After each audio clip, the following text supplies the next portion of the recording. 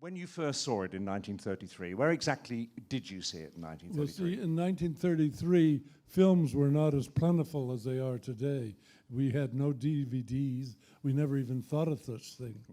And they sometimes had them reduced to 8 millimeter or 16 millimeter after the film was released. But films were an event. On Saturday night, we'd see the latest film that came out. And today, you see films everywhere, in the home, in the bar, and whatnot. So it's not the same situation. So it's very difficult for people today to look back and understand that there was a very different approach of the audience in those particular days. And what fascinated me about King Kong was the fact that not only the technical effects, which I didn't know how it was done at the time, and it didn't just happen overnight. It took a long period of time because there were very misleading articles about how the film was made. And I think you're in for a great treat to see it on a big screen, because the film is lost, like many Cecil B. DeMille films, when you see it on a small box for the first time. But we saw it on Grauman's Chinese Theater on Hollywood Boulevard, and my aunt happened to work for Sid Grauman, and she had 3 tickets to see this strange film. You like gorillas, didn't you? You wanted you went to see I like films. gorillas up to a point. I meant it in the nicest way. At the time, they had pictures such as Ngagi and other gorillas taking native women off into the jungle, screaming their heads off.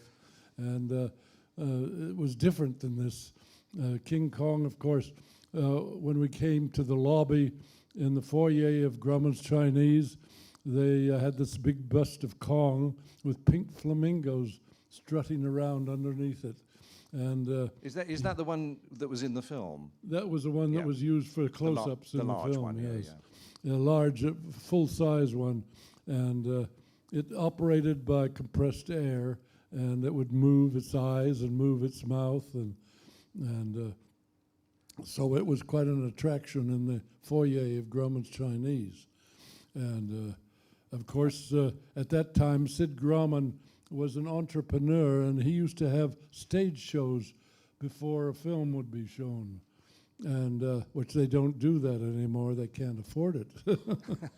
And they had a very sort of tropical stage show with people in grass skirts on flying trapezes and all that sort of thing for about an hour before the film came on. So this all built up to making it a real special event, which no longer exists, unfortunately. And so... it built it up as an anticipation. The film was the highlight. It was, yes. And then finally, after the stage show, we call it a prologue, I suppose, they would show the film. And of course, a very dramatic score by Max Steiner.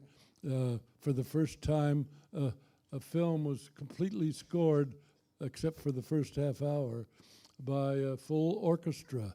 And Max Steiner wrote this marvelous Wagnerian-type score for King Kong, which made it different than so many other films of that period. And I think you'll enjoy hearing it today. It doesn't occur until the first half hour after the main titles. And then he also used part of the score for a Bette Davis film called Stolen Life. And in a certain sequence that was later made in the 40s. And so he liked to steal from himself. But Max Steiner wrote over 350 scores while he was with RKO and Warner Brothers and Selznick. And that's really remarkable. My favorite composers, of course, are Max Steiner, Miklas Rocha, and Bernard Herrmann. We've had the pleasure of having them score our films, which I find very delightful experience to have known Nicholas Rocha and Mac. I never met Max Stein, but I met his wife, his third wife, I think he. Well, that's good enough. Second or third wife. But let me just take you back to 1933, because what was so impressive about that film that you wanted to know how it was done? And Well, I didn't know we didn't know anything about stop motion. As I said before, the magazines sort of had guesses of how the film was made at that time. But now there are books on such subjects. But they had sorry, magazine. very quickly, three of which we've written together, haven't we? Sorry, just to put that in. I don't know why Sorry I'm talking, because it's all in the book.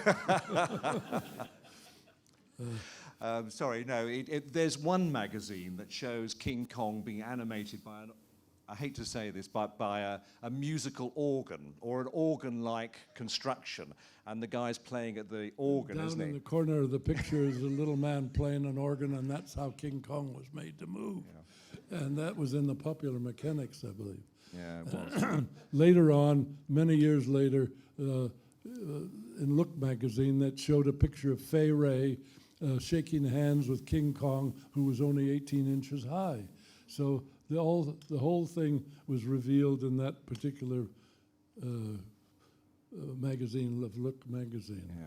So, but unfortunately today, people know too much, and there are too many films to judge one against the other. When I first met Ray, a good 35 years ago, Ray said, no, I don't want to talk about it, because if people know too much, then it won't be magic anymore. Well, kind of, I think that's partially true, actually, but I think people demand to know these days how things are done. And I think it spoils it in a sense, because the fact that you didn't know how it was done, and you knew it wasn't a man in a suit, a gorilla suit, or the dinosaurs particularly. The story was constructed in such a way that there wasn't a superfluous word, there wasn't a superfluous scene in the picture, and it built up to a climax. I remember hearing that Samuel Gowan used to tell his writers, "Give me a fresh cliche."